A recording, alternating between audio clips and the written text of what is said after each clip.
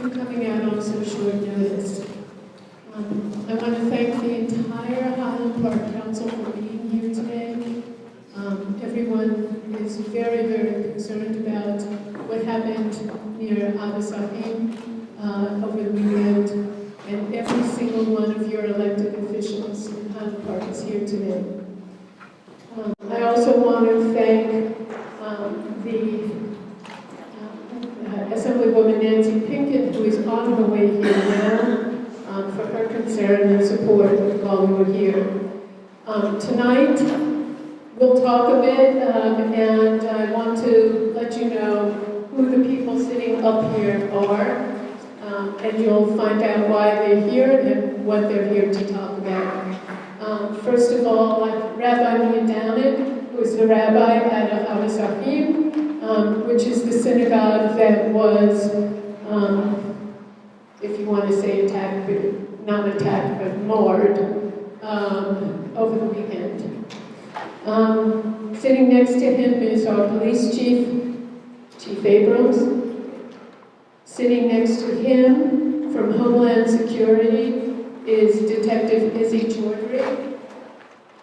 Sitting next to him is the acting county prosecutor, Kuberiet.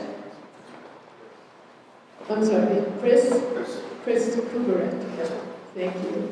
And then sitting next to him is the president of the Pride Center, Schimmenti.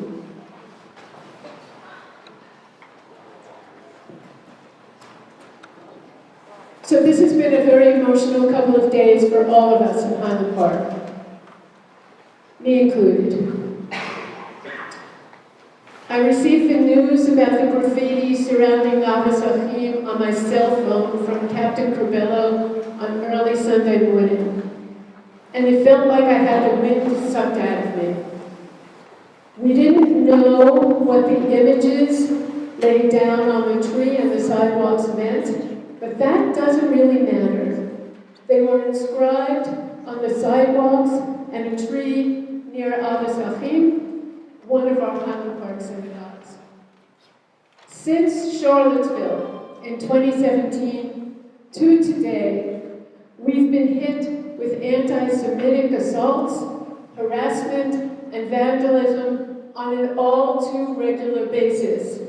Pittsburgh, Poway, and on Hanukkah, Muncie, and many more. Of course, we find ourselves enraged and sleepless. And then, when I started on my day on Sunday, I soon learned of something menacing that happened right here. I first heard and then read about it on Facebook, then visited to see it firsthand and see the graffiti spray painted on a tree right in front and on a sidewalk near the side door and on sidewalks nearby to Congregation Ahavas. The situation is strangely exasperated by the fact that the graffiti is, well, vague. You all saw the images posted widely: smiles, AH, we're coming, 666, 777, Eddie. By the way, a Google search of 777 Eddie, which I did because I had never seen that before, turned up as an anti-LGBTQ hate jargon. This clearly targeted the LGBTQ community and anti-Semitism. You should know that I am taking this matter very seriously. Any graffiti sprayed on or near a synagogue or any house of worship is at least a blatant act of disrespect for the people who practice that faith. Our police have investigated the scene and began interviewing neighbors. I've spoken with Rabbi Miodownik and other Jewish leaders in our community, and I've asked the police to give us a briefing on what information they can share with the public at this time. You'll hear about that very shortly. That's why we're here tonight. Let me stress one thing. It is perfectly reasonable and prudent for us to be hyper-vigilant about anti-Semitism. I do want you to know that the Council, the Human Relations Commission, our faith communities, and other circles who are viscerally opposed to anti-Semitism and willing to commit time and attention to forcefully push back against it. Many of them are here tonight. And we have a police department that has worked hard to build connections and learn more about the religious and cultural concerns of our Jewish community. They are staying focused on that, and these are encouraging signs for our community. I know we all want answers and soon. I know we feel vulnerable and threatened. I respect that fully. Let's not let negative forces divide us. We must work together to fight the evil of anti-Semitism and hate in our community. And I ask that we all participate in efforts to balance justified vigilance with respect for careful investigation and assessment, which we will hear more about this evening. At this time, I'd like to turn the microphone over to Rabbi Miodownik to say a few words.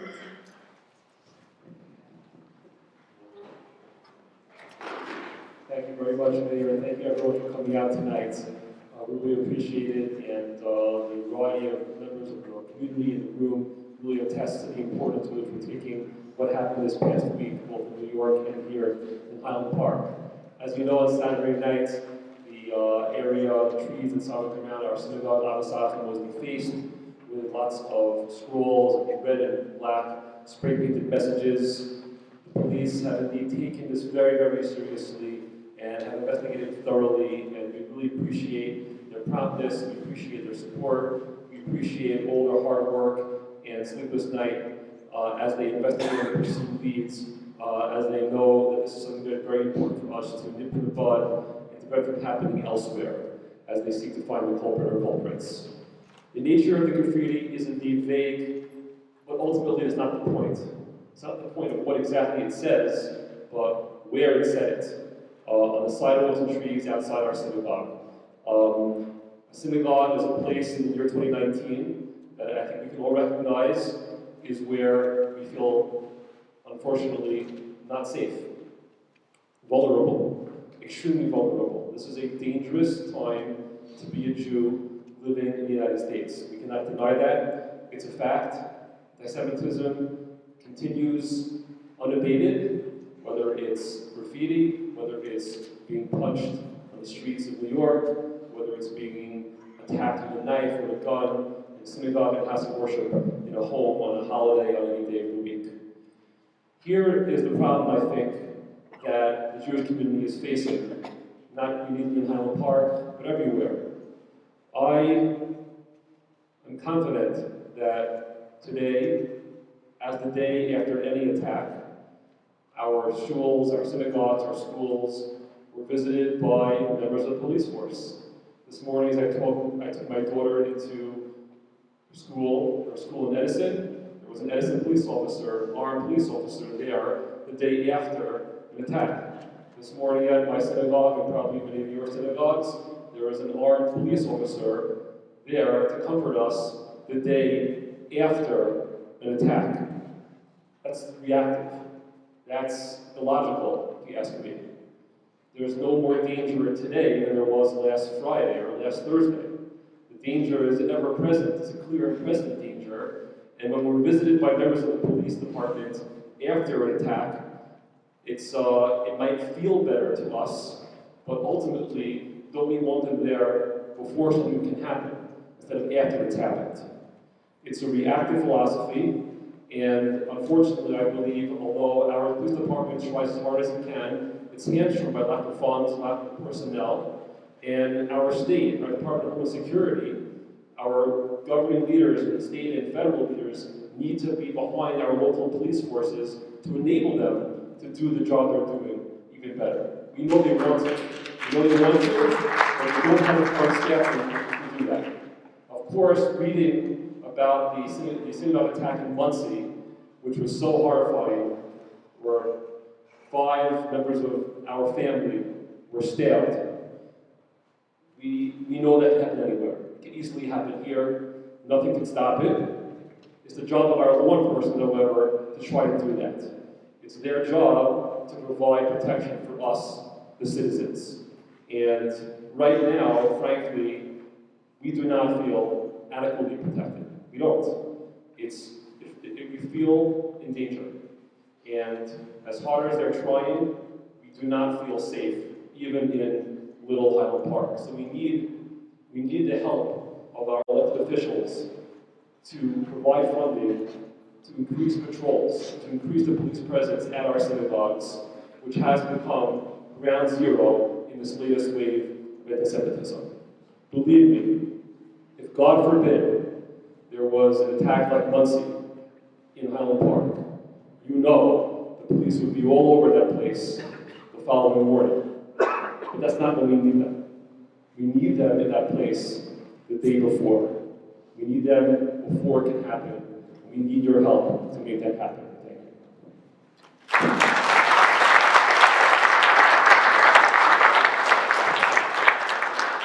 Now I'm going to ask Vic from the Pride Center to say a few words.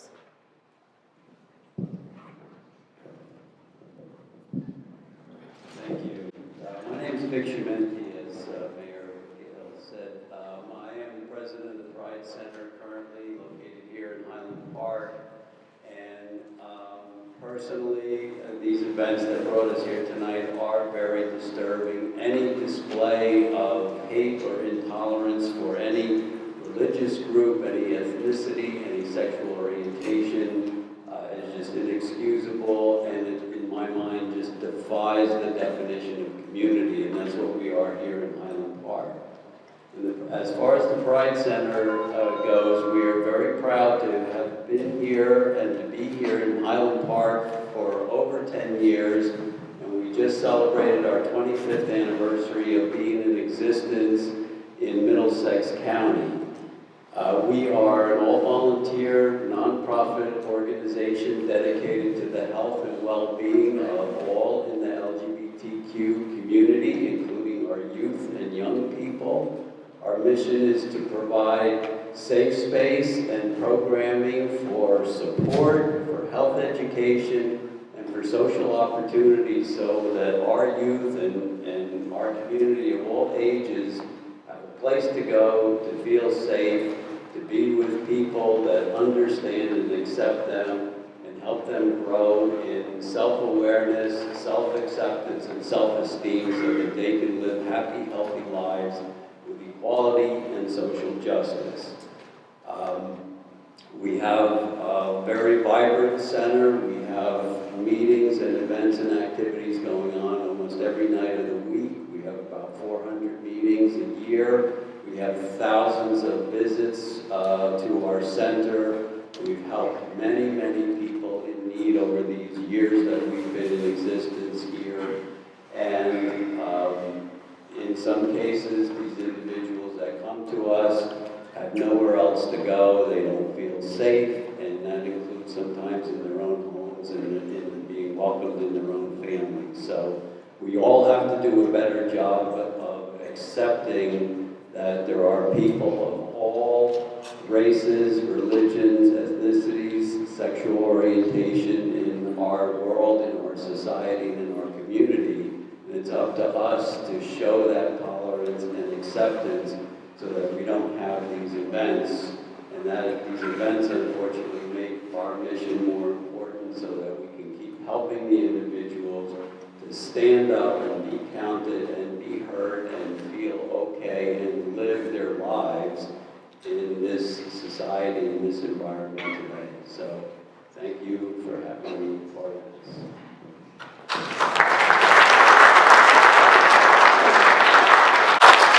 And before I turn the microphone over to Detective Chaudhry from Homeland Security, I want you to know that this morning after I saw what was going on and what was on the streets by the synagogue, I reached out to the governor, and 5 minutes later, Homeland Security was on the phone with me. So I want to thank you guys for your responsiveness. And would you like to say anything?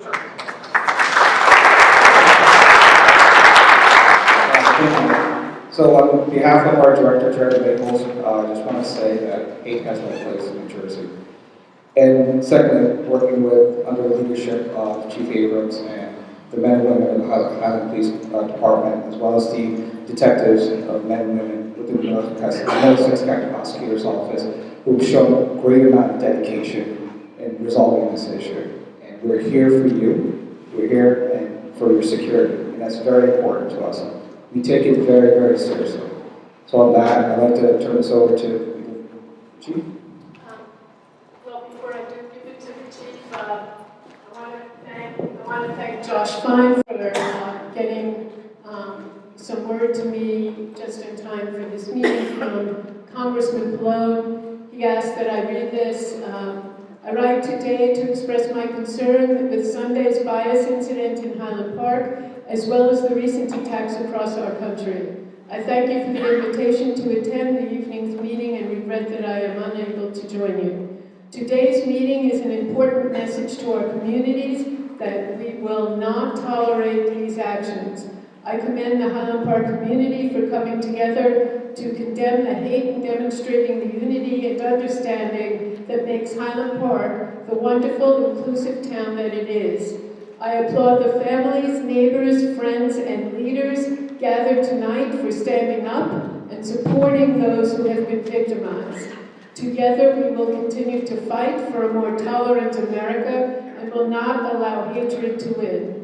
The strength and resilience of the Jewish community is truly inspiring, and I would like to extend my sincere hope that the religious leaders and congregants affected by this recent bias crime continue to feel safe and welcome in the community. Once again, please accept my appreciation to the Borough of Highland Park for all of your efforts to encourage acceptance and peace among all. All right, thank you. Chief, do you want to speak first for the Prosecutor's Office? Okay, Chief. Thank you, Mayor. Thank you all for being here. I'd like to begin by assuring everyone that the Highland Park Police Department is dedicated to providing a safe community for everyone. No one should be intimidated or attacked because of the way they look, because of where they are from, because of who they worship, because of who they love, or for any other reason. We take seriously any event that may have a genesis of bias or hate. We always work diligently to determine not only the identity of the actors, but also try and decipher the motive behind the hateful act. Only by learning why these incidents happen can we start to end the cycle of violence we currently find ourselves in nationwide. When our department learned of the graffiti in front of Congregation AA on South First Avenue, we reached out to partner agencies at the federal, national, state, county, and regional level in order to begin investigating what meaning this graffiti might hold and how to locate the persons responsible. Highland Park detectives, in concert with Homeland Security and Middlesex County Prosecutor's Office detectives, began a very comprehensive investigation. The detectives' quick and thorough investigation work produced very strong results. I'm happy to announce that earlier this evening, detectives from Highland Park Police Department charged 2 teenagers with a total of 5 acts of criminal mischief between them.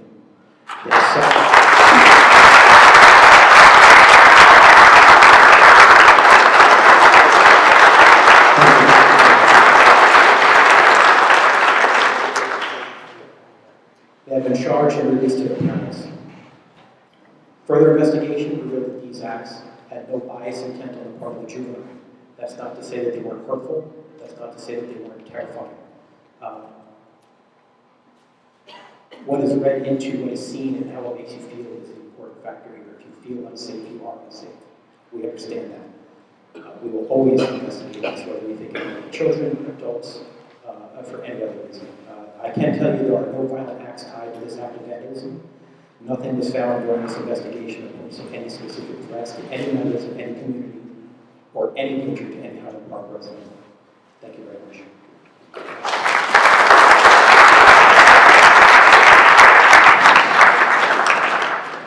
Yes, good evening. As the mayor indicated, my name is Kuberiet on the acting prosecutor of Middlesex County.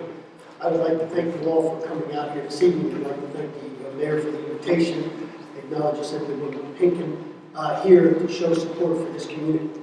On the heels of the tragedies all throughout this country, but more importantly in Jersey City as well as Muncie, one can only imagine the impact that this act of graffiti had on this community.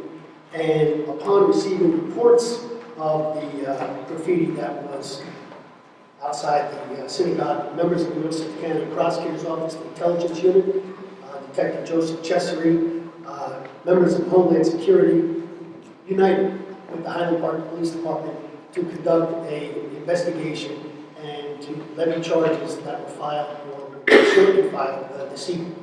As the police chief indicated, at this point in time, there is absolutely no indication of a bias intent on the part of the young people that were involved, and further information by state law cannot be disclosed at this particular time. However, this community can rest assured that when the incident was reported to law enforcement, members of the federal, local police department were notified, regional resources were put into place, and to bring this investigation to a quick conclusion with some laudable results. And with that being said, I'll turn it back over to you.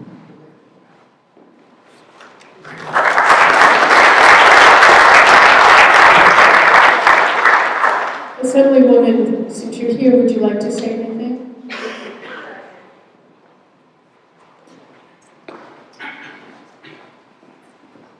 Well, obviously, it's a difficult time right now. We don't like to think that we live in a place that we have to deal with anti-Semitism or hate of any kind.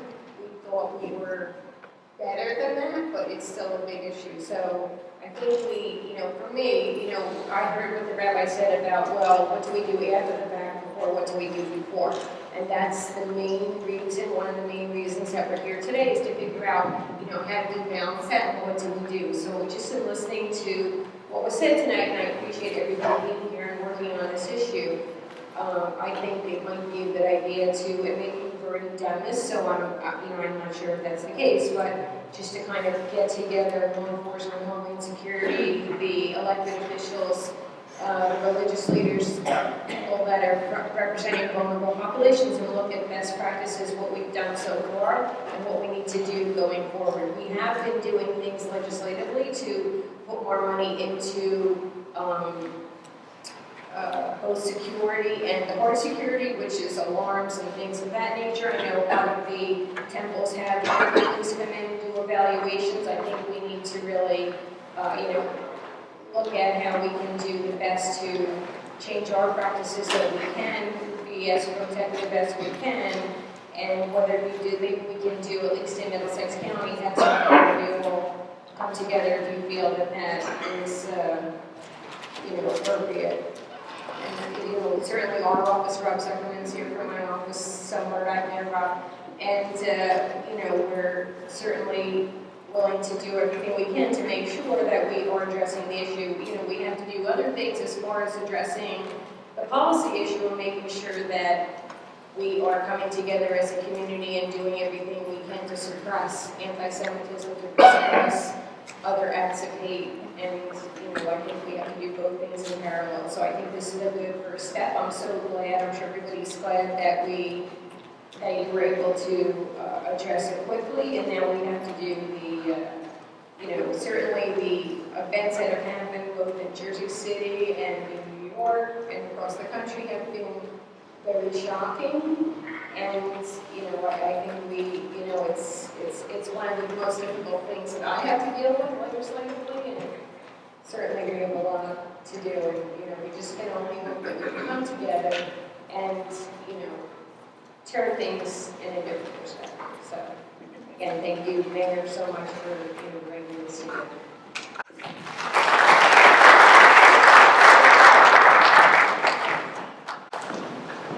Okay,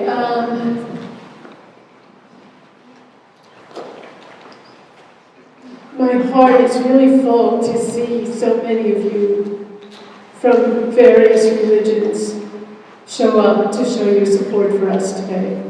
So thank you all for coming out tonight. So we heard about the solving of this mystery, and it was really great to see this team pull together and solve that problem as quickly as you did. So thank you again for that.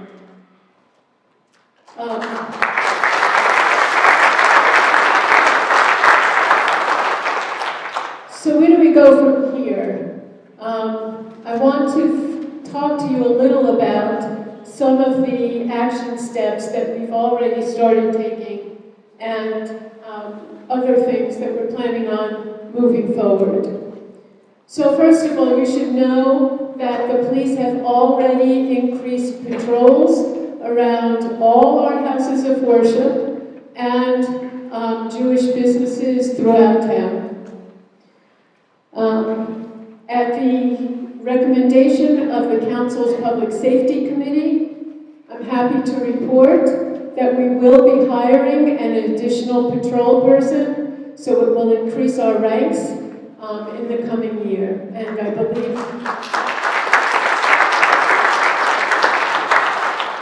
believe the ad for that is about to be posted.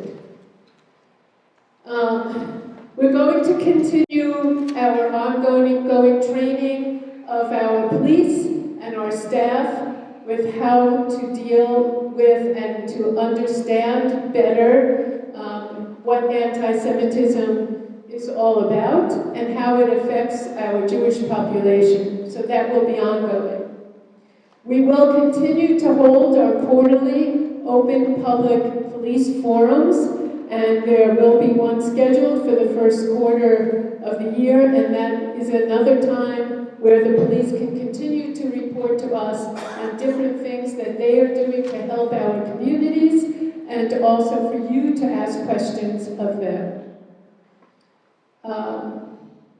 One of the things that I want to do, which actually came out of previous discussions, is getting small groups of residents from different parts of our community or with different points of view about different things together in small groups so that we can have frank discussions with one another and build relationships with some of our neighbors that we don't already know or that we don't know well, because through close discussions with folks who may not agree with everything that you have to say, we will be able to move forward better as a community. I'm going to enlist the aid of groups like the ADL and the AJC for informative programming on anti-Semitism and what the things they're doing and what we can do as a community moving forward on that. I will tell you that the AJC and the ADL reached out to me when they heard about the incident near the synagogue, and they are more than willing to work with us to bring a better understanding, but also more peace and quiet to our community.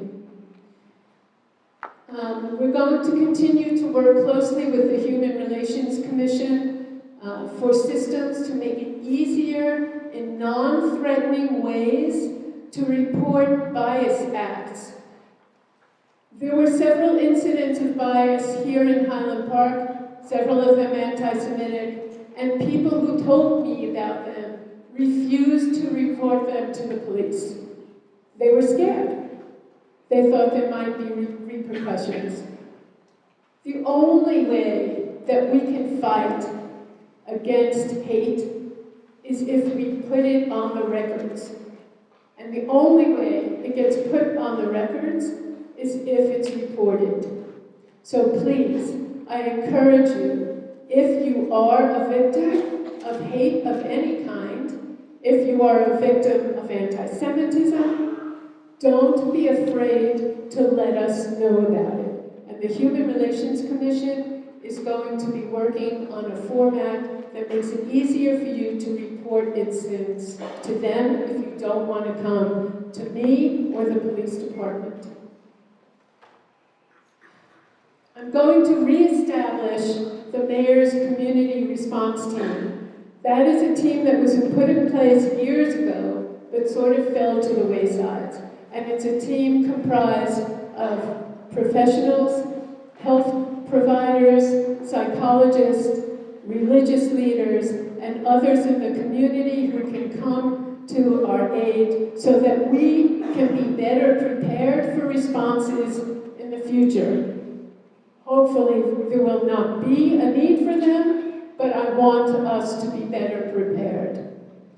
And finally, we're not going to talk about this in detail tonight, but we will pass an anti-Semitism resolution in Highland Park in early 2020.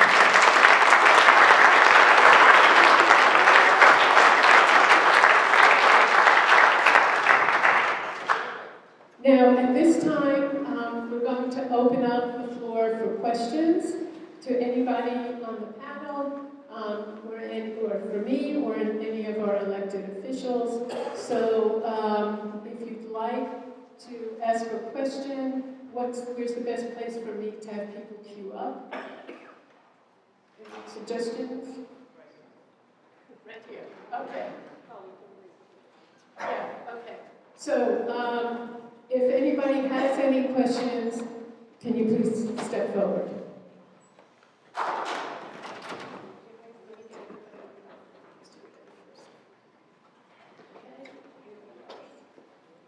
Okay, now I do have to tell you, it's 7:45. We have a hard stop at 9 o'clock in the building, so please be respectful to the other people that want to ask questions. My name is Middlesex. I'm a 30-year member of the Congregation of Ahavas, and nothing like this has ever happened with our shul. Of course, we have to, we have been with the most recent, horrific attacks in the synagogues and stores and homes. It just seems to be getting more, worse and worse. So I think that it looks like the majority of the people here, I recognize many of the people are Jewish members. But I want to say that for the people who are not Jewish, we are scared. Every time I go to Lot 27, the kosher grocery store, I'm wondering, is there going to be someone who's going to, start shooting people or knifing people? And we've had, after Pittsburgh, we had to have our doors locked to our synagogue. Every time that we go to the synagogue, we have to make sure that people will let us in. And, someone has to be inside the shul to let us in. And we had to spent a lot of money having security guards. So it's pretty sad that has to happen. And I thank you very much for catching the perpetrators. I know a lot of people, there was a lot of chatter online in the last day or so where people said, oh, it's just teenagers, it's just kids. But the problem is those are teenagers. Those have been taught to hate. For them to be able to do this, they were taught to hate from a very early age, probably in the home or with their groups.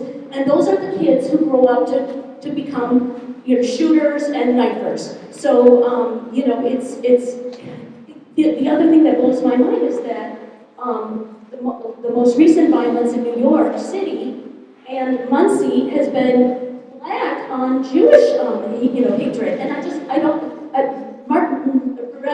Reverend Martin Luther King Jr. must be rolling in his grave for this to happen.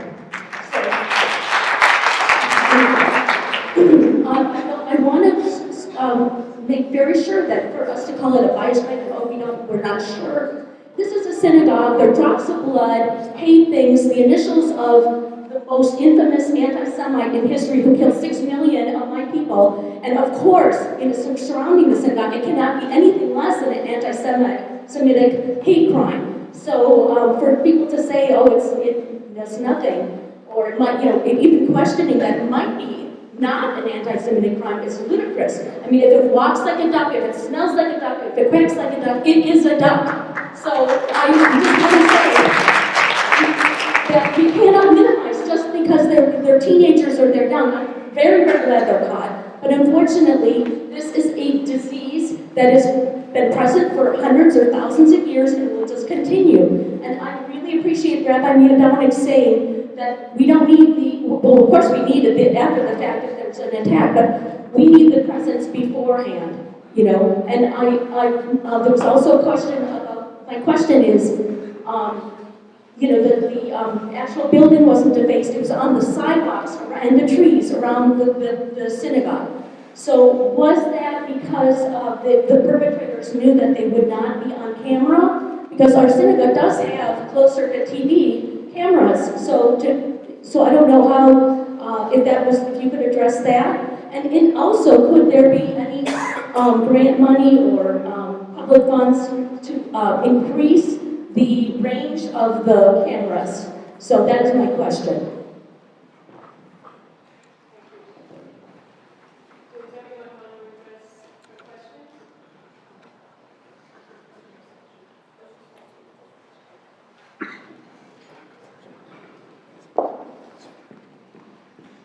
It was 2 teenagers that perpetrated this act. Due to the fact that they are being charged, they are juveniles, we can't go over a lot of the details behind the details and the specifics of this.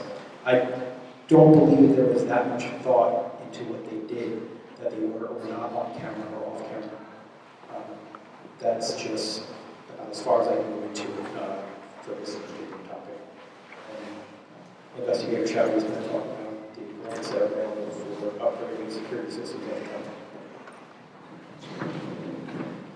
So our office administers two grants. One is a federal FEMA grant, Federal Emergency Management Agency grant. It's called the NSGP, the Non-Security Profit Grant. Last year, our state received $8.3 million, including locations within Middlesex County. So last year, we could apply up to $100,000 for security cameras as well as security personnel. There's a second grant called the NSGPP, that's a non-security pilot program, that's a state grant. Last year was a total of $1 million. Half of it went to security personnel, you could apply up to $10,000 and $50,000 per applicant for security, for target targeting.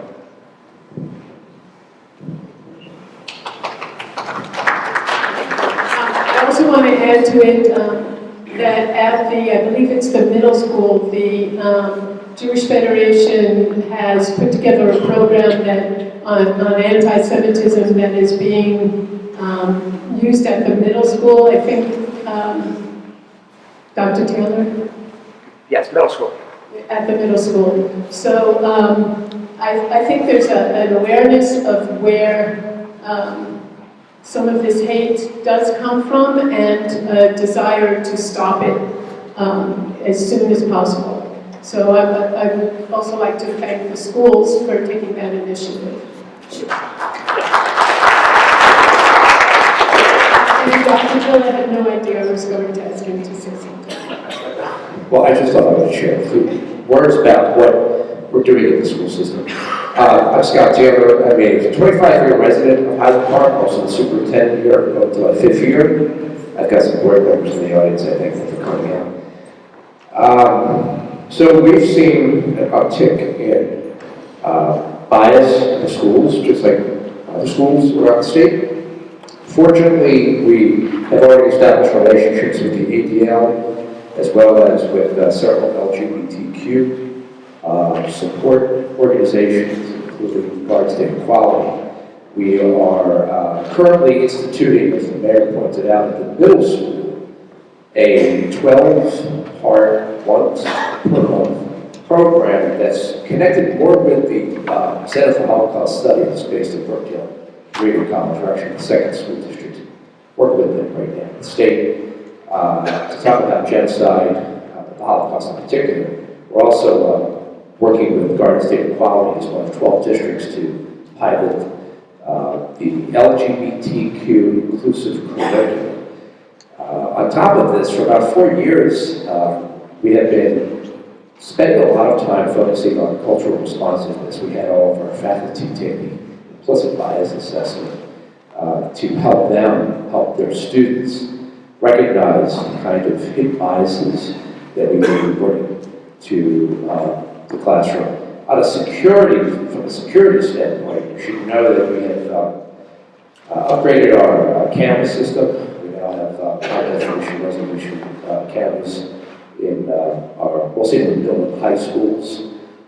We have been working very closely with the chief, Captain Kuberiet, and others. We have a very strong partnership with other police. So we've been running monthly drills ranging from shelters in place to evacuations. I bring all this up for two reasons. One, because I want the community to be assured that we're doing whatever we can to educate.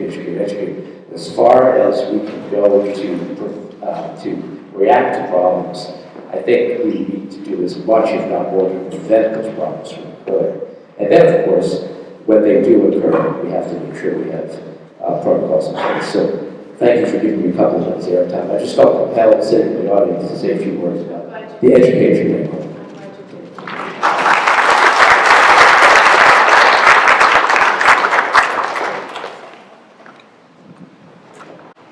Hi, I'm Sarah Steinberg. I just wanted to ask a question for clarification of something. Did you say it wasn't being charged, that the charges aren't hate crime related? That's it.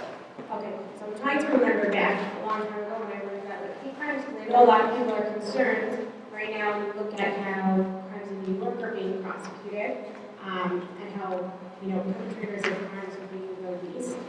So just could you speak to what the charges are? Like, what are they being charged with? And I'm remembering back, like, the whole purpose of creating hate crime classification, I think, going back, but the whole purpose of creating hate crime classification was to act as an added deterrent to certain particularly important crimes. So, in addition to what are they being charged with, what is the test in New Jersey for what rises to the threshold of hate crime?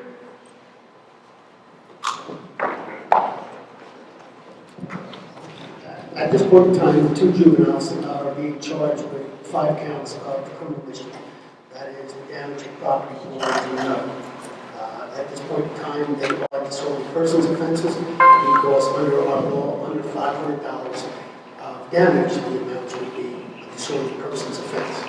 To answer your hate crime question, in order to prove a hate crime or charge a bias-related event, you would have to be able to establish a intent on the part to cause hysteria, to trying to think of a more appropriate, to create a disturbance because of, as the chief indicated, because of how someone looks, where they worship, who they love, or what they wear. And at this point in time, there's no indication that there was any intent on the teenager's part. That doesn't mean that the impact on the community has not been overwhelming or horrendous on the heels of what occurred in Jersey City or Muncie, and that can't be overstated. And to follow up on the superintendent's comments, there is nothing in bias-related offenses. In 2018, in the state of New Jersey, there was 569. As of September of 2019, there were 705. And what was more disturbing about those statistics is the fact that they are occurring on our colleges and campuses. We recently met with at the Ahavas house in New Brunswick, and more importantly, I stayed in contact with Rabbi Carlback at that, and we just had a listening session there. I believe it was last week or the week. Yes, sir. I remember the face. Who was there and answering those questions. So it's not because of teenagers or soft on teenagers. This state recognizes the uptick in bias-related offenses, and more importantly, college campuses and in primary schools, and more importantly, that perpetrators are juveniles. And the answer to that is education and putting in programs, as your superintendent has indicated, to better educate so that we can take that three-pronged approach. Prevention, intervention, and enforcement. Well, if the mayor says it's okay. So when we're talking about impact, does the fact that they did it in a house of worship not go towards impact? Is that not In certain cases, it would. However, in this particular case, based upon the investigation, those questions were asked, and charges of bias amendment were not forthcoming. And just to follow up on one comment that the mayor had indicated, the key to all of this is reporting. And I know it sounds cliche, but see something, say something. And you have indicated fear of retaliation on the part of many individuals to report. And then I can go to the detective and say, where are my forms? Where are my pamphlets? And he wrote them. They are part of the Interfaith Advisory Council. We had a conversation today to exchange ideas in light of the incident in New York. And there are 3 methods on the back of the pamphlet. They're all here for the taking.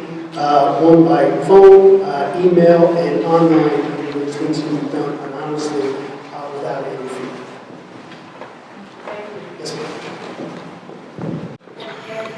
About that online thing, we have a new website, and I believe one of the goals of the website was to allow for non-identified reporting. Is that correct, ma'am?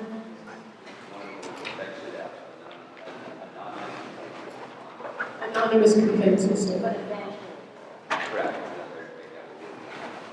Okay, thank you.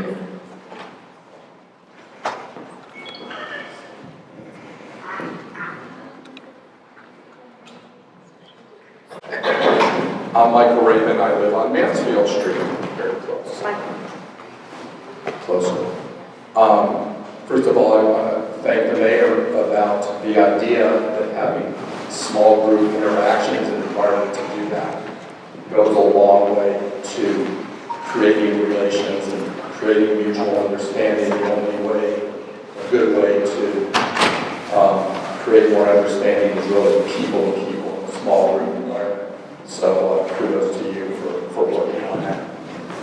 My question is, as a member of the Jewish community, and I've been in Highland Park for over 20 years, you know, it's hard for, I'll speak for myself, maybe it works for others also, it's hard to see that the superintendent talked about prevention.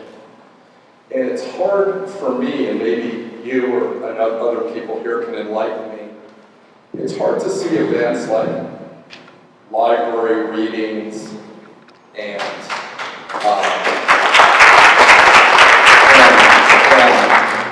council resolutions that don't get passed, things that should be really simple,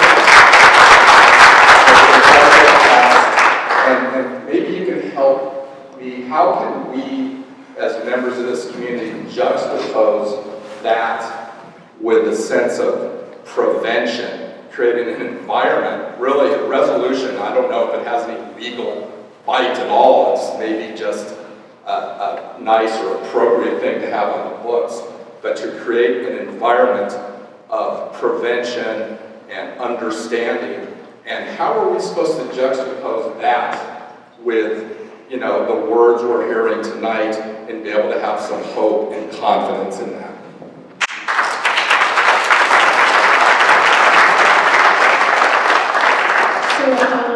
I'm actually going to take 2 minutes. So as far as the library situation is concerned, I think it's a good thing for us to talk about that right now. You've heard us say it before, but the library board is a separate organization from the governing body. And as such, while we can express to them our dismay or our support on certain things that they do, which we did, they are a separate body that that does what they, as a board, decide to do. However, that being said, the library board is a volunteer organization. Not only the library board, every board and commission in Highland Park is a volunteer organization. The best way to make an impact on your community is to volunteer.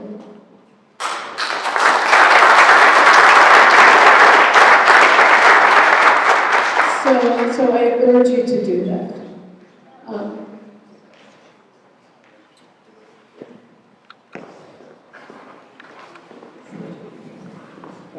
Kuberiet on Grand Street. I've been here about 15 years. Thank you, gentlemen. Thank you for what you're doing in our community. There's a comment that there's quite a few Jewish people in the community here. I want to thank all of our non-Jewish friends for coming out also.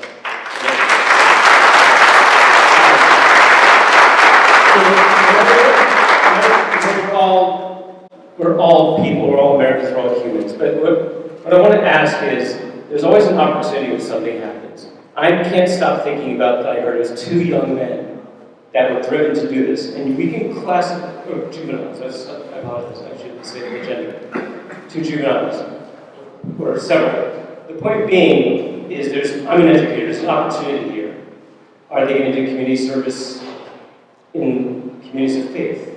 What happens to them? What are they going to do? Because things that go kind of caught but unchecked escalate. And I also have a question for Mr. Taylor. Thank you for what you're doing in terms of the education. You mentioned 1 month in terms of Holocaust education. To me, this seems like a no-brainer that there's got to be some way to debrief this in the schools, and that every kid should learn about what happened at a synagogue in their town. They should have to have small groups and talk about that, and talk about why would someone do that, and kind of process it, and force them to process it. I would love to have those juveniles speak in front of their school about how they did, we call it Hebrew tshuva, but redemption. How do they redeem themselves? Because they're young, and there's a chance for them to become amazing people. But not if they're not forced to face it, and that all of their peers are forced to face it. And I think there's a real opportunity there. So I put that out as I'm willing, I'm a theater educator, I'm willing to volunteer with whoever wants to work on that in the schools. If I do that.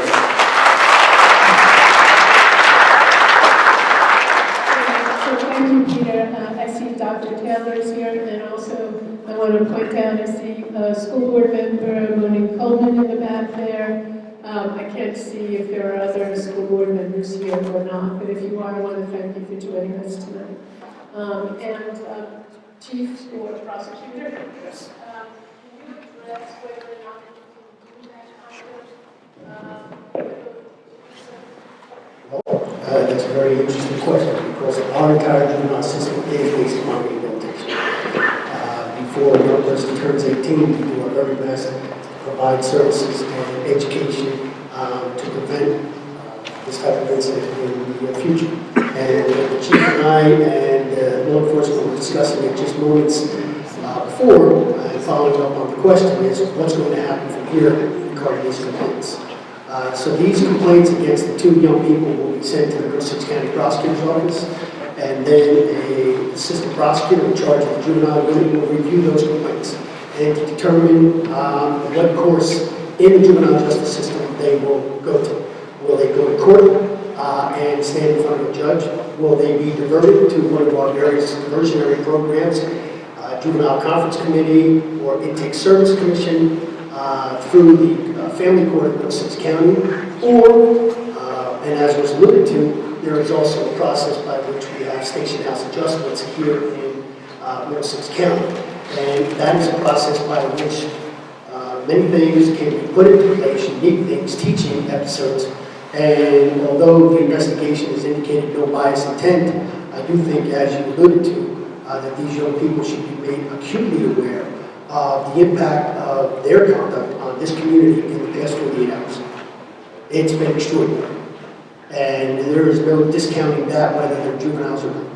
And that message has to be very clear and plain to them and to other young people. So going to court, a diversion or station house adjustment in which it's overseen through cooperation of my office and the local police department, in which certain things can be put into place. That way they will do certain community service and other things of that nature. And it's left on the local level, and there's not a trip to family court in New Brunswick. And I'll take any other follow-up questions that you have regarding the course that the complaints will take. Thank you. Yes, sir.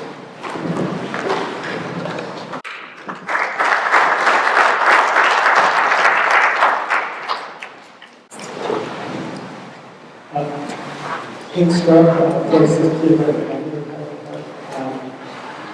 With the Jersey City attacks, one of the things I was really struck by was how quick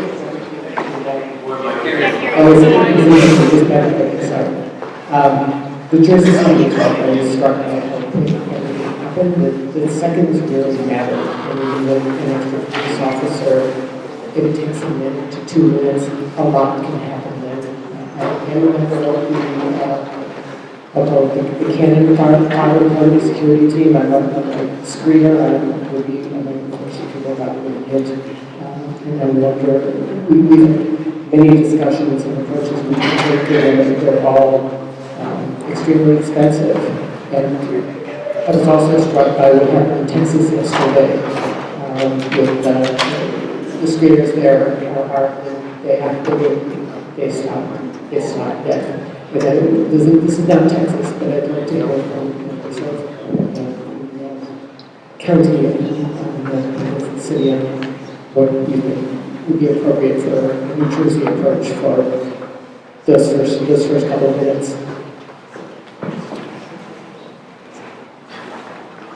Thank you. We have begun a security committee throughout the town, where we have members from the different houses of worship come together and share ideas on how to better protect their congregations.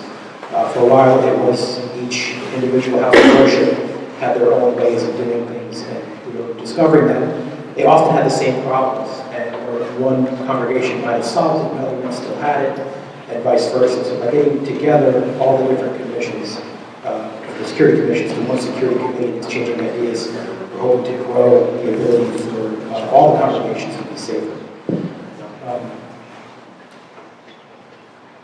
We have been in close contact with Homeland Security to start a program in town. We're going to host it. This department's going to host it. That's going to have security, active shooter, and usher training for members of this committee or members of the different congregations that are going to be involved. We have increased patrols on all the houses of worship in town, all the different businesses associated with them. We are attempting to do as much as we can to keep everyone safe with the resources we have at hand. And we're attempting to grow our department so that we can do more. Yes, one officer doesn't seem like a lot now, but it actually frees up a lot of time and a lot of ability for other officers to be stepping out and talking to people and visiting houses of worship, visiting businesses, while the other piece of work that's out there hasn't been done is still being done. In close contact with the mayor and the council on continuing this trend and seeing how we can continue to grow the department as our community grows, as our town grows, as our population increases, to try to keep on top of that and give the best service we can to our residents and everybody who comes to visit us.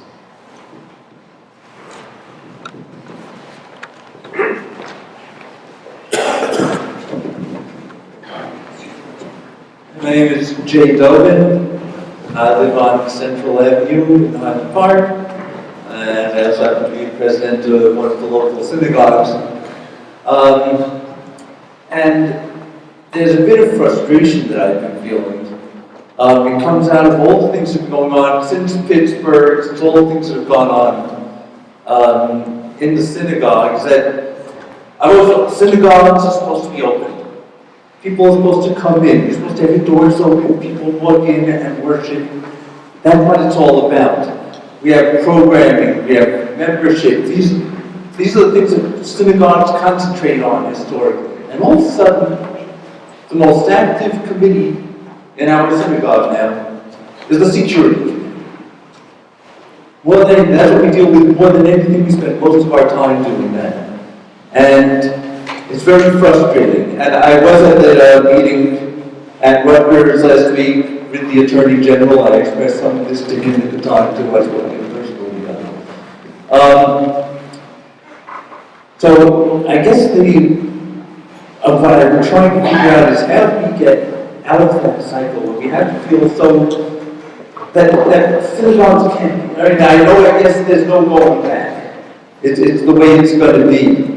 And we did get a grant for this year for the security guards, and the Highland Park Police have been very helpful. We have Highland Park policemen that we hire every week to come to our synagogue on Shabbos. But eventually that money's going to run out. And synagogue budgets are being strained to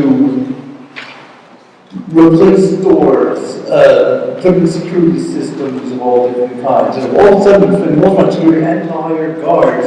And at some point, the money in those grants runs out. You'll buy again, you're going to get it again. But at some point, it's going to be difficult to keep continuing going on like this. It's a big strain on the budget. So I guess one of my questions is, is there some way to bring in more money for that? Can we somehow guarantee that every year that money is going to be there for all the synagogues rent? I don't know if there's any way to do that. But I'd like to see if it's possible for that to happen. And of course, more protection from the police, which I know we've talked about. I also want to mention that a few months ago, there was, and I did report this to the police a few months ago, there was some graffiti on our building as well, in front of our building. It was not quite as offensive, but as Rabbi Miodownik said, you know, if it's on the synagogue, it can be offensive. I mean, the words were actually a message of, for other religions it would have been a message of love, but to be putting it on the synagogue was not appropriate. So it was, so it's just some general comments. Everybody wants to make any comments based on that. Can we get more money for the security in some way? What can we do to get more protection?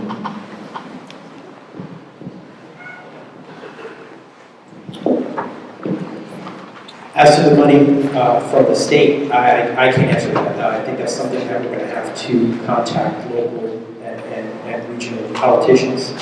Maybe they can find ways to increase the coffers there. Locally, the police department, we have our budget. We do the best we can with the money we're allotted by the town to continue to run. There's not much left over to offer to anyone for security enhancements and things of that nature. To touch on what the mayor said before with the reporting, we occasionally get reports of anti-Semitic acts days after third or fourth party. I really can't stress enough how important it is to let us know when these things happen. There is no retribution. Anyone that wants to come to the police department anytime to report this, it's completely anonymous if that's what you choose, and it gives us a better chance to investigate, to follow up, and to maybe locate anybody who's involved in this. It's hard to follow up on a brief and very minimal clothing description for an actor who said something horrible to somebody 2 weeks ago on Barrington Avenue. We need to know this information as fast as we can get it, to the best of your ability to tell it to us so we can follow up on it, we can keep track of it, and we can find the people responsible. It gives us a better chance.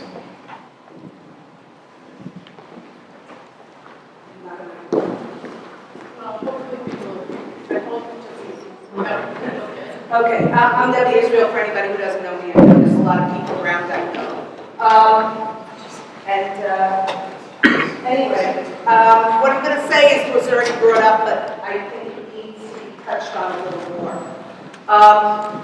When we were, the Kiefer Palestine bit, it really caught us by surprise, not just because it had this rubber stamp of the library, but because when you put on a program like that, of a book that is very anti-Semitic, we all get the feeling that we're in danger again. Jewish history is replete with examples of places where we were comfortable for a generation or two. And then anti-Semitism came in and all the Jewish communities were destroyed. It's not just the Holocaust. The Holocaust is just the most recent example of it, although a lot of it's going on in the Arab world too. So when we hear this, it's a button. And I don't think that the Gentiles in this town understand. They do not understand about how sensitive we are because of our history. Our history is just every generation is happening. And we're starting to look at this and all the stuff that, and Pittsburgh and Muncie this weekend, this whole thing where every day there's another attack or two in New York, which was once one of the best places to be a Jew. is now turning into a place where Jews are being attacked. It happened a few years ago, too, that people were just being pushed on the street, and they almost all turned out to be Jewish. So here we are in this town that's supposed to be our little nirvana, and it's not such a nirvana anymore. This hit us, Jersey City really hit us hard, and Muncie really hit us hard because they're right in our backyard. And this is not just in our backyard, it's in our front yard. This is our yard. So when we react to these things, and I think that the fact that program in the library existed gave us the impression that the township, maybe, and I understand that from you, and I understood that from you in emails and Facebook stuff too, that it's not the government, but when it's the library, which is well respected, it feels like anti-Semitism has a rubber stamp of the township. And when we see that, and we see these signs all over town that says, hey, has no place here, we feel like writing in there, except when it comes to anti-Semitism. And even, you know, when I'm listening to Frank Pallone's words, and I love Mr. Pallone, I vote for him all the time, but even his words couldn't say anti-Semitism. There was not one, and nothing, and you didn't say it either. You're stuck. And it's like people are pussyfooting around. And, you know, it goes on Nancy Pelosi also. They cannot say, people cannot say the phrase anti-Semitism. Well, it's here in Highland Park.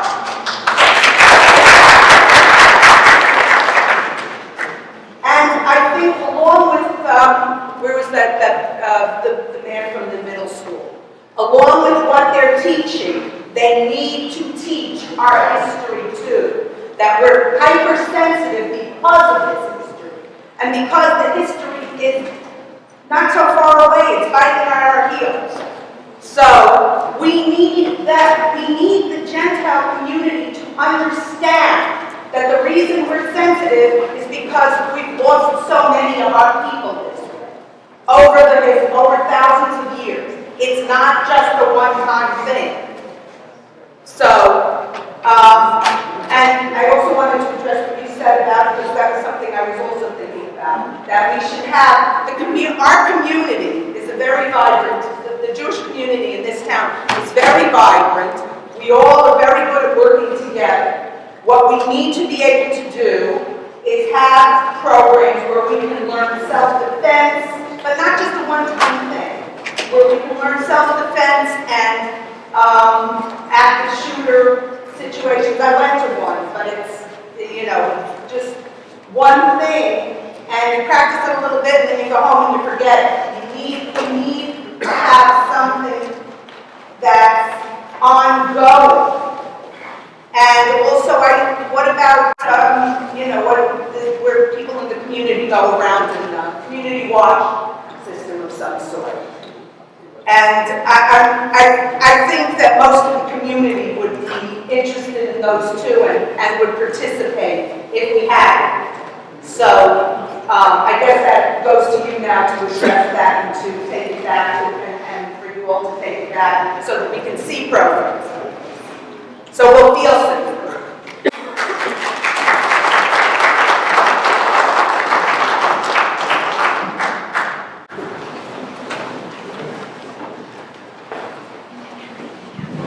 Michael Morgan with the North South End. It's very hard to follow trial. I grew up on old school. I don't believe in participation trophies. I believe in action.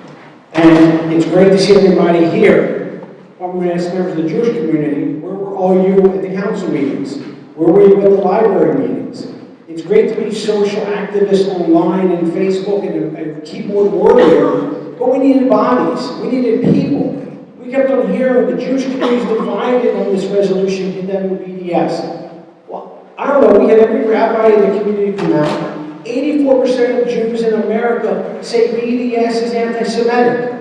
As Andrew Contreras said, we don't have 84% of Jews agreeing on anything. Don't tell us what anti-Semitism is and what it's not. We said it loud and clear. And what did we get for it? Anti-Semitism. We We were told to shut up and sit down. You Jews are always complaining. Our Rutgers professor, and I quote, said, if you're going to keep labeling us anti-Semites, we're going to live up to the name. Really? I'll give you something to cry about? Is that a good tool? Is that a good friendship? What do you mean hate has no home here? I agree with Debbie. I made a sign that says he does have a home here, and I put it in front of the library. No one will ever go to the Pride Center and argue with you whether a program is anti-LGBT or not. You say it is, they're going to respect you. But that's targeted. And just so you know, we were targeted. The BDS program at the library, the anti-Semitic speaker who came in, was brought by outside people. We had a professor from Illinois, we had anti-Zionists from Princeton, we had someone from Piscataway who worked with local people. But we were targeted. And it wasn't a one-shot deal. We know our history. We see patterns. And it doesn't end with one little book reading. That author called me racist because I believe in the right of the Jewish people to have a homeland in the state of Israel. That makes me racist? She never talked to me. No one ever talked to me about my views of Palestinians, of Muslims. That's offensive, and she came into my town and said it. We had 125 people stand in the rain on a Jewish holiday to protest this. And guess what happened? We were called the haters. Before the resolution condemning BDS, there was a petition that went out that people in this room signed, and if it's not 1984, it said Highland Park Against Hate. They were accusing us of being the haters, for being proud Jews and proud Zionists. That's the whole upside down. Again, I do it out of school. And as Debbie said, it looks like a duck, or Aviva said, it looks like a duck and quacks like it's a duck. If it's anti-Semitic, it's anti-Semitic. And I want to show off. And again, the participation trophy, I saw one comment from someone who wrote, I'm not Jewish, and I feel for your pain. It was written yesterday. I saw no words of support at the meetings. Andrew Couture also said this at the follow-up meeting. No one said, I disagree with you, but I'm sorry for your pain. They argued with us that we shouldn't be hurting. They argued with us that we're the spiteful, racist, hateful people. Really? If hate has no home here, it should include everybody if that's what we think it is. The library was up against a legal challenge. Granted, they had to have the program. But we don't have to continue it. There are people involved in this town who are pro-BDS. BDS stands for Boycott, Divestment, and Sanction Against the State of Israel, which is deemed illegal by the government of New Jersey. The government agencies can't participate. 22 cities in New Jersey have passed legislation. 20 states have passed legislation. Germany and the UN have condemned it. But Highland Park can't? Really?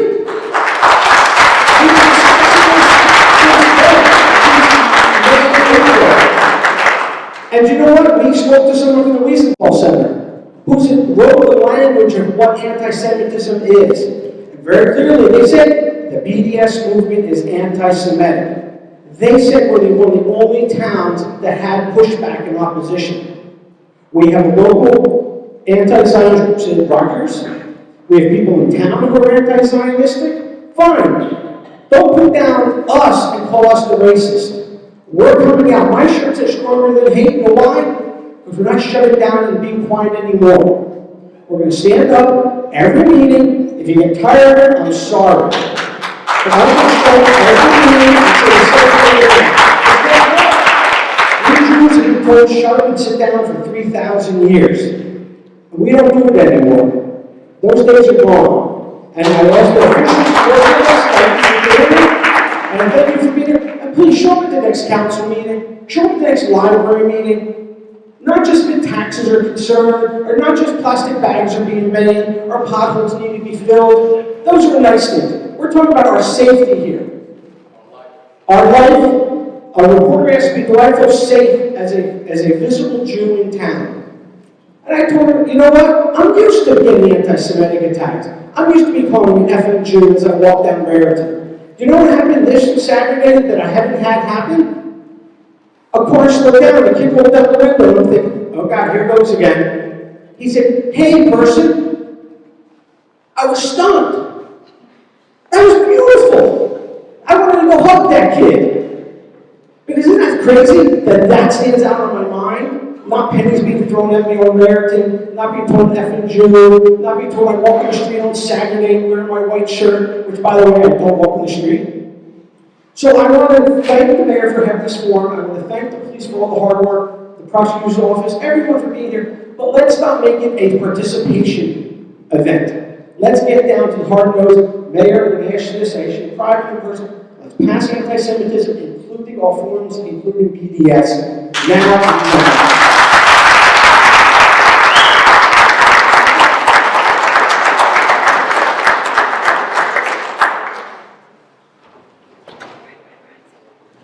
The mayor asked me if I would report those instances. From now on, I will. I did report when we had it after the San Diego massacre or shooting. We walked from the doorway to the Chabad house to show our support.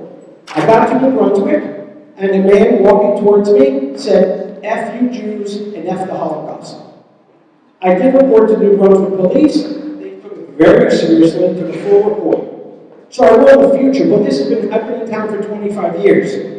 I can't go back 25 years with it. But in the future, yeah, let's report it. Let's not share it amongst ourselves over Shabbos dinner, because we all have the stories. And unfortunately, we just accept it, but no more. So, thank you again. And I hope to see everyone at the next council meeting. Please.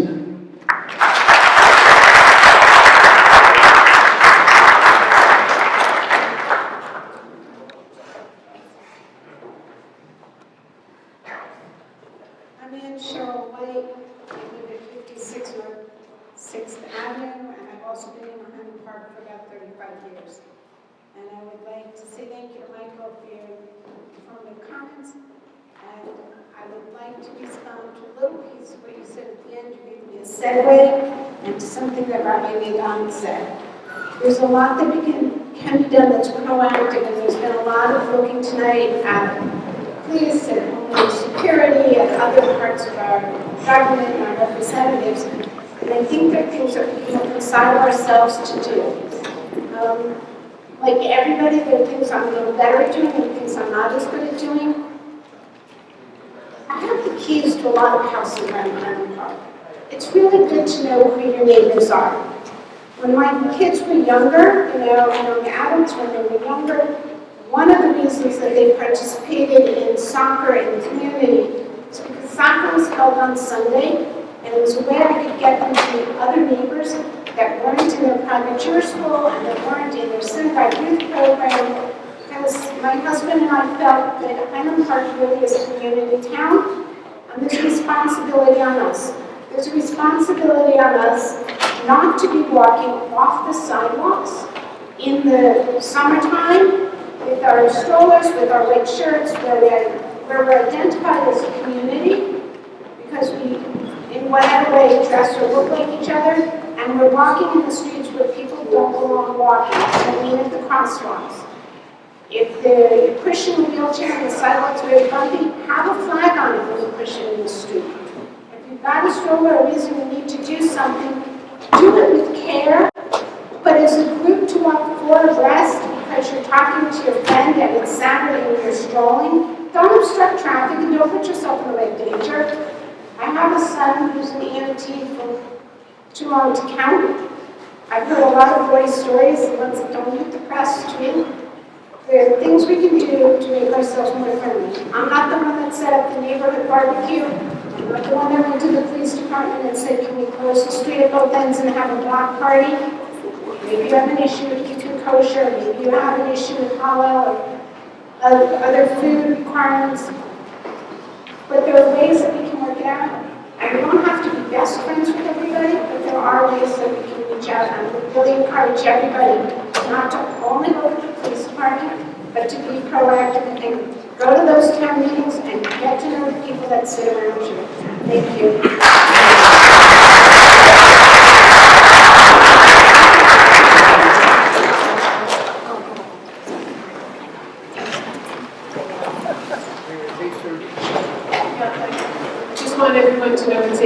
free, so, please, let's get everybody time. My question is really quick, hopefully. We talked a lot about hardening our synagogues with those cameras and stronger doors and protocols and policies. How do we harden it? I don't even know that word, but how do we protect ourselves in the softer parts of town? Like in the basements, in the living rooms, where people do gather, just as they were gathered this weekend in Munson. That was a rabbi's home. And it doesn't even have to be a rabbi. It can be any home where the rabbi came to visit, or where people gathered to learn together, Bible study. How do we protect ourselves in the soft parts of our town?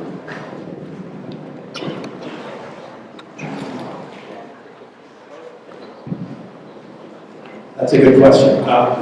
The primary way to do this is through vigilance. So some people hear that word and they think hyper alert, always on vigilance. That's not it. There's a fine line between paranoia and vigilance. Being vigilant, being aware of your surroundings, being aware of doors that come in, doors that go out, having somebody whose job is just to pay attention to what's going on at the door to a house where people might be congregated. Simple things that you don't think of because you're together for a loving reason, for a worshipful reason, for reasons of community. You don't want to think about possible danger. Unfortunately, the world we're in now and the way it's going, we're going to have to keep an eye more towards our security. And that might mean one or two people who are there for a congregation for worship might have to sacrifice some of that time to be a protector, to be the more vigilant person there as opposed to worship, watching the door. I can't imagine what it would be like to be together on the last night of Hanukkah, full of love, and celebrating with family and friends and loved ones, and have someone cross through the door and attack you for no other reason than because tonight's your holiday, because tonight your loved ones. But if we can have some people who have that mindset, I'm going to protect my family. I'm going to be the one who stands hard at the door. I'm going to be the one who's paying attention outside. We'll keep the door locked and only answer to a knock. That kind of things. The vigilance is really what there is. You have to be careful you don't fall from that vigilance to that paranoia. You think every bump in the road is an attack or a monster. But just aware of your own road. That's the biggest thing I can do. Anyone, for any reason, regardless of who you are, be vigilant, pay attention to your surroundings, be aware of who's around you.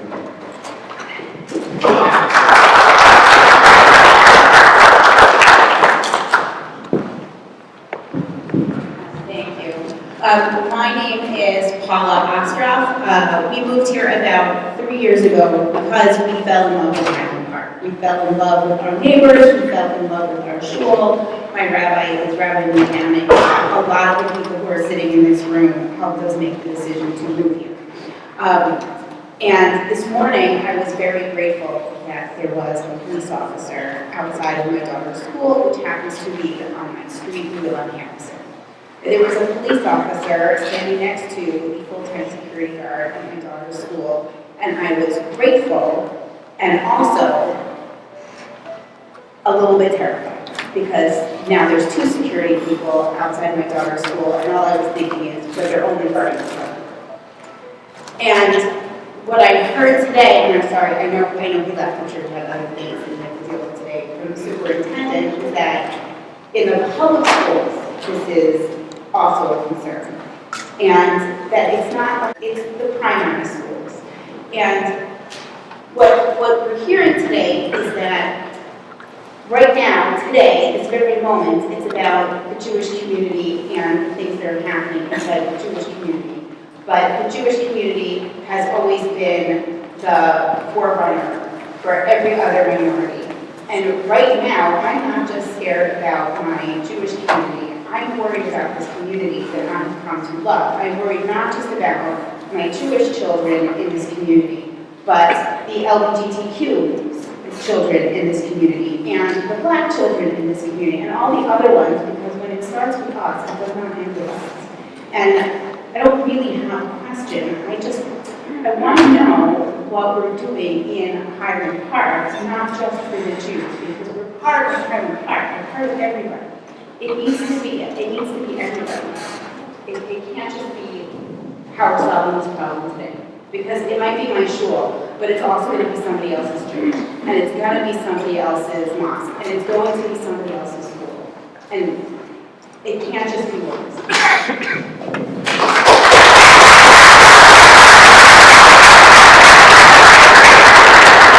So I was going to answer Debbie's question in two ways. One, the Jewish community is not the only community that was feeling harassed here, to your point, whether it starts with us or ends with us.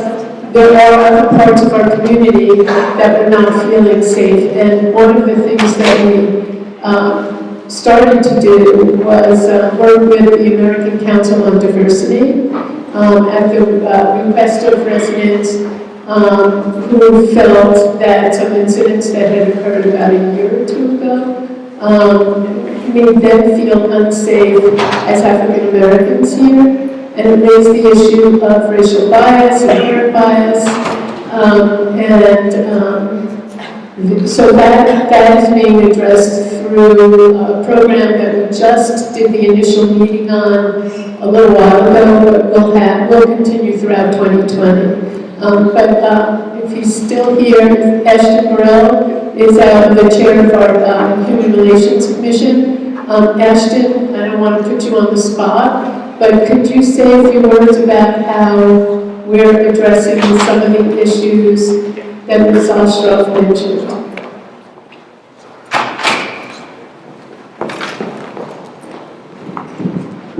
How you doing? My name is Ashton Burrell. Say my address.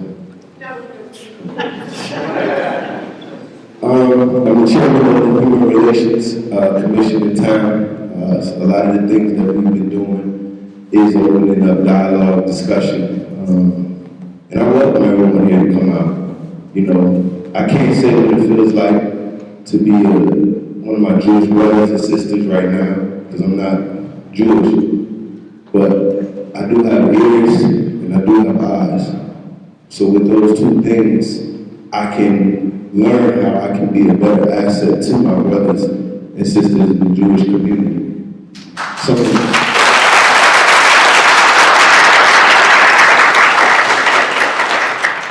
quoted Dr. King earlier, one of the biggest quotes he has is an injustice here is an injustice everywhere. And I think if we follow that quote, we can also start to just understand each other a lot better. We talk about the problems and situations that each community is going through. So if one of our brothers and sisters in the Jewish community is getting attacked with anti-Semitic behavior, that is something that we feel in every other community. If one of our brothers and sisters in the Asian community is getting attacked, that's something every other community feels. If someone in the Black community and so forth, if they feel attacked, that's something that we all feel. Because there's more power in unity. So when we united and we start to understand each other and we start to understand where everyone's coming from, we don't always have to agree. We can agree to disagree. But we also have to coexist with each other. And we have to respect one another's point of view and where they're coming from.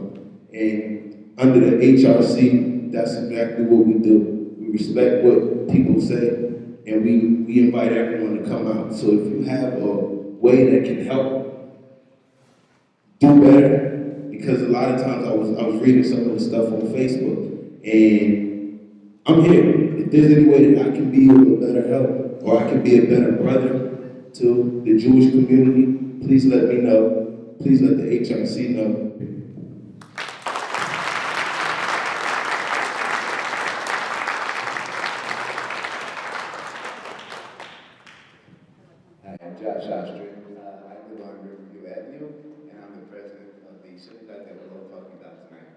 I do want to thank everybody that's here tonight. I really want to thank the police officers who were back there, Captain Kuberiet, and Captain Joe. Anyway, these guys were terrific yesterday. We spent a lot of time with them. They did a lot of good work. We had some leads with them, some from the member of the synagogue. I thought that was the lead that led to getting the purse, and Captain Joe told me it wasn't, but thanks for the info anyway. just as quickly as I can, the concern that I have, which has not been spoken about at all this evening. Yesterday I went to the scene. I was there for a while. I'm in the power washing business. I disappointed the media this morning. They all came with their cameras, and there was nothing to take a picture of because I do good work.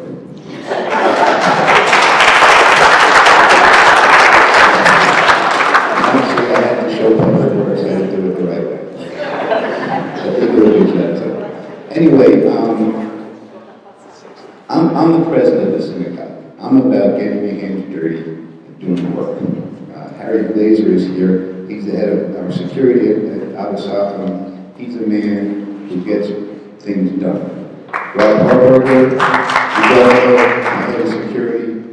He's on my security committee. He raises a lot of money for us synagogue. He's the vice president of fundraising. And he gets his hands dirty. And he gets it done.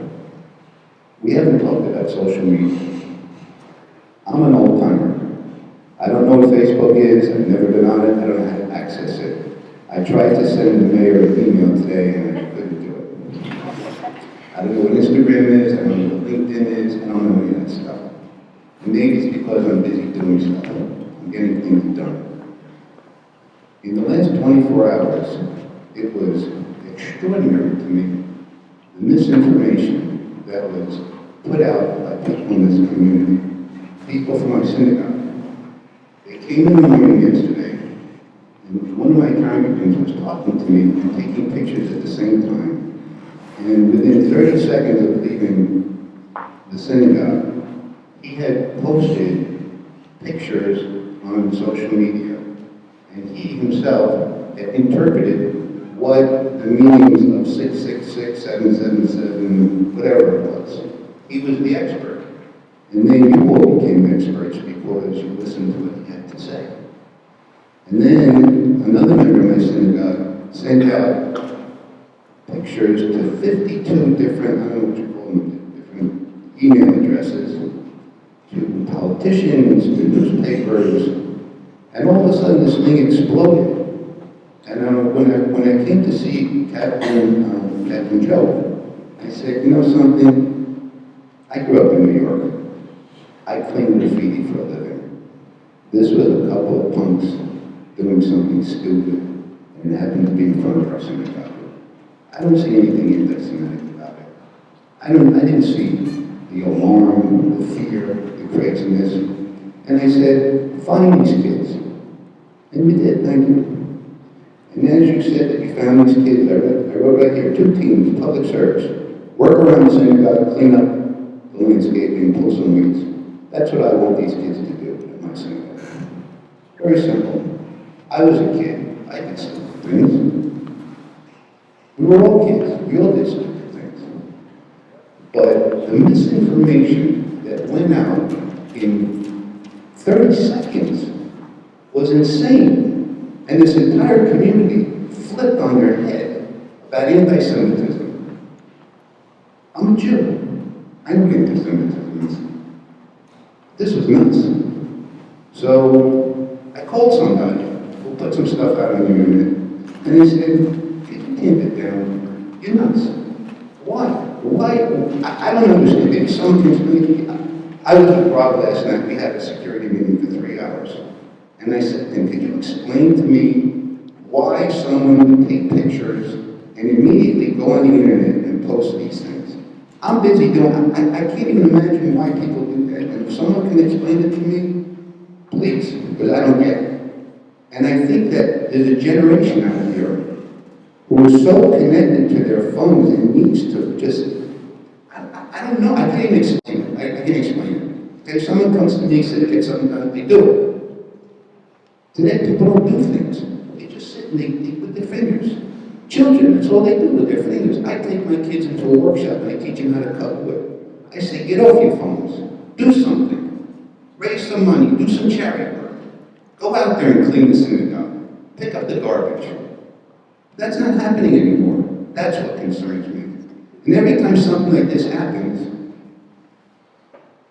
more people are just, I literally saw a woman fall on the floor, fall in the street in Highland Park.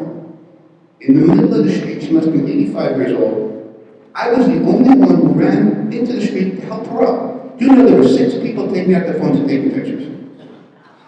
I don't get it. I really don't get it. So I think this is a bigger problem than a bunch of punk kids putting some graffiti near a synagogue, not on the synagogue. So everybody said it was some satanic whatever it was. It didn't say, I hate Jews, go die. AH wasn't Adolf Hitler. It was, if you read what the guy, it were punks. That's all they were. And they can come and clean my synagogue for the next year, and they'll learn their lesson, and then they can go out into the world, like Peter said, and be productive kids because they'll learn the lesson. And please stop it.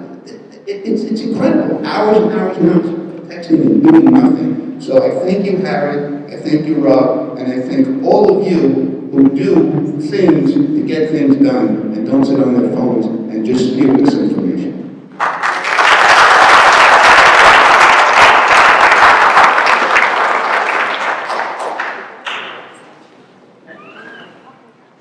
Hi, my name is Avital Levin. And I really have to disagree with, I'm sorry, I didn't catch his name. I really have to disagree with what you just shared now, because what I personally just felt was that a lot of people's feelings here tonight were minimized by what you just shared. And I'll just keep and that's fine for you to shrug something off as just teen antics, that's okay. I want to share what I've experienced here, and I think Debbie Israel referred to this earlier, which is frustration and really feeling very hurt by a lack of follow-up and accountability, and hearing that for many people here, there is a strong history of trauma and of feeling minimized and not listened to when Jews feel that they're being targeted and that there's anti-Semitism that is occurring. So I shared at the last council meeting that I came to that 2 years ago, my husband came out the morning after a snowstorm, and there were swastikas that had been drawn all over my front walkway leading up to my home, and all over my car. 2 years ago, we called the police. The police came down, there was a report made, and there was zero follow-up. And then I shared this at the meeting, and I'm sorry to call you out publicly here, but I want to share how I personally felt very hurt that when I shared this at the last meeting, and I was coming out, and I was imploring you to pass a resolution, which, I don't know, just like went up in smoke, and I don't know what happened, but there was, again, zero follow-up. Not even to maybe reach out and say, that must have been really painful for you to just move to Highland Park and come out after living in places like Israel and inner city Baltimore and coming to Highland Park and having swastikas drawn all over our front walkway, and for zero follow-up or a feeling of accountability at least to be given to my family. So I think that for some of us here, there's a feeling of frustration and just kind of wondering, I'll pose this as a question. I'm just really wondering what kind of real follow-up and accountability will be in place for any kinds of act of what I'm going to go out here on a limb and say were anti-Semitic acts, swastikas drawn on a house with a mezuzah. I'm just going to call that anti-Semitism. And then what I think some people are wondering in terms of, what happened at the shul. For some people, felt very much targeted that it was at a synagogue, that this was anti-Semitism. I really just would like to know, what kind of follow-up will be in place? Will we be followed up with? Will we be told, okay, these are the steps that are happening now. This is what we did. This is what's happening next. Or even simply, I'm so sorry this happened to you. Because I personally am really wondering that, and I think that there are a lot of folks out here as well who are wondering about that.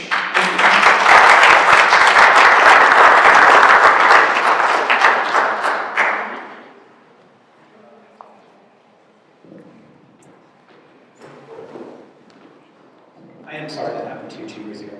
I cannot recall personal learning of it. I was chief at that time. That was 2 years ago. I was a sergeant on midnights. But I am sorry that happened to you. I'm sorry that you feel like you were left out to dry, basically, by our police department. We're working very hard to make sure that feeling doesn't happen again. We're working very hard to change some of the things in our department to make sure that there is follow-up, that there is better communication from our department to the entire community. Having meetings like this, having the quarterly meetings that the captain and I have. Those are the steps that we're trying to take to get to the place where we have a better back and forth from the community and to us. For this particular incident, as the case evolves, as the two individuals go through the process, we'll share what we can. Being juveniles, of course, it's hard.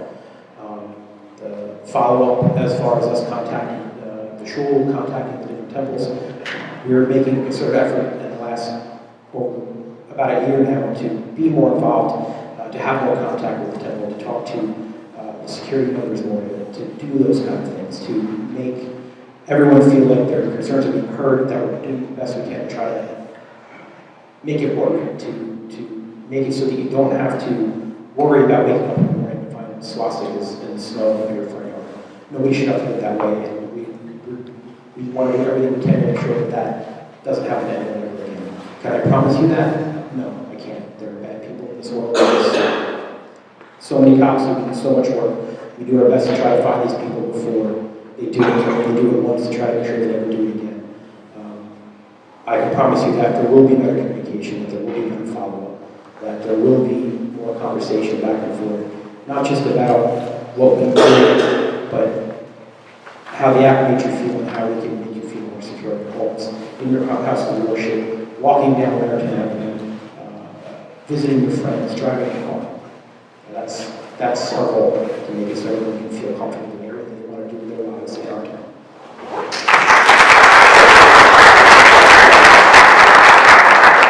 And I just want to tell you, I do not really know about the incident that happened until that night that you came to the council. Of course, I'm sorry it happened to you. There are so many things that go through our minds during the council meetings. And if I was remiss in personally speaking to you about how you felt those 2 years ago, I'm sorry for that.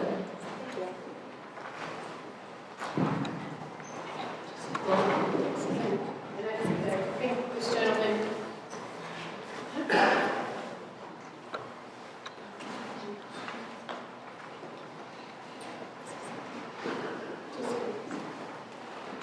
But before you speak, I have a feeling this will be the last speaker since it is 5 minutes to 9. I know, what's the matter? I know, but so he's going to make this quick so that you can speak. I have right now. And state your name and sign. Hi, I'm Miodownik. I currently don't live in Highland Park. I did many years ago. I currently live in Edison, basically right across the border, so I'm still, very much a part of this community. Just two very quick questions. Number one, Ms. Mayor, earlier you were asked to please address as to why BDS has not been renounced in Highland Park, and you did not mention that, so I just to clarify and ask again to whether or not you could address that. And Mr. Prosecutor, given that the night that brutal attack was carried out in Muncie, and someone painted AH, their coming, which very often does mean Adolf Hitler, and there were also drops of blood painted on the floor right in front of the synagogue. Could you please expand as to why that wouldn't be considered anti-Semitism? So let me quickly answer the first part so that we leave enough time for the last person to speak. You asked why BDS was not addressed in the resolution. So if you were at the last meeting when we discussed it, you probably heard several of the council members say that the BDS, the first time that they had heard about BDS is when we started talking about resolutions. And so part of the plan that we have in order for us to go forward and pass a resolution that addresses anti-Semitism and Zionism and anti-Zionism is to have an education program not only for the community, but so that when council members can vote, have to vote, they know what they're voting for. To address your question regarding the references to AH as well as alleged blood drops, that was all dealt with during the course of the investigation, and as a result of that investigation, a bias intent was not established. And to address Ms. Levin's issue of accountability, I think that's an important reference to make, and one of the primary goals of the juvenile justice system is accountability, coupled with rehabilitation, consistent with the public interest, and I can assure you that's something that's going to be addressed during the process. The accountability, and as I mentioned before, we're here tonight because of the impact, whether it's acts of some stupid teenagers or inconsiderate teenagers, or whether it's an act of anti-Semitism. No matter what, it had an impact upon this community for the past 48 hours, and that's why everyone was here to address those concerns. So the accountability will be addressed through the process, and I wish I could provide you more information, but there's an ongoing prosecution, and to discuss the evidence would be inappropriate on my part, and I apologize to you, sir. Okay, last question up and up. Please state your name and address. I'm Abby Prince, and I'm on South Fifth Avenue, and I just have one thing to maybe inform and one to invite. So the inform is, it's a state mandate that Holocaust education be included in the curriculum of all districts. So if Highland Park is teaching it, they're doing their job. I don't know that everybody knows this, so it's not a big deal. But what is a big deal is how are they doing it? So that's what I wanted to ask about and think about that. The invite is, a lot of us have something called ring on our doors. A lot of us don't because it's an invasion, you don't believe in it, whatever.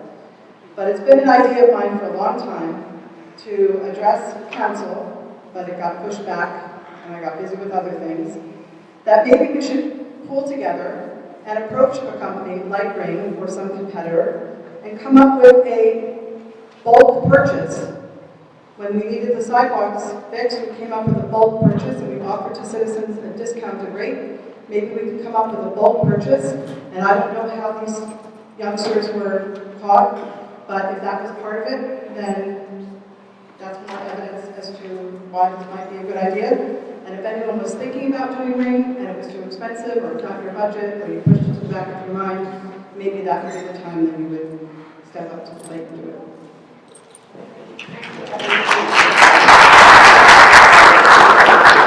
Okay.